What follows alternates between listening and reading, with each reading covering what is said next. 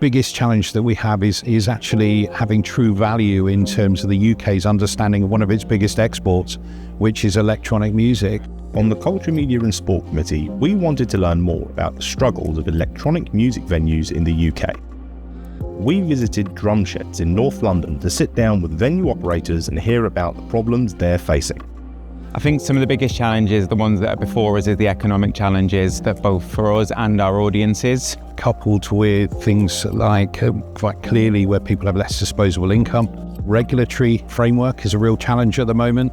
Navigating licensing and the red tape basically to do with operating venues. Every council's got a different strategy to deal with stuff. So you don't really have the right information, you're constantly in the dark about what to do. One of the biggest challenges we see is the shutdown of different venues. A lot of times venues can be agents of change to go and regenerate impoverished areas. Generally a lack of support overall from the government in terms of recognising that electronic music is a massive income driver for the UK economy. We need a licensing reform immediately, so we need to take a full microscope to the Licensing Act from 2003.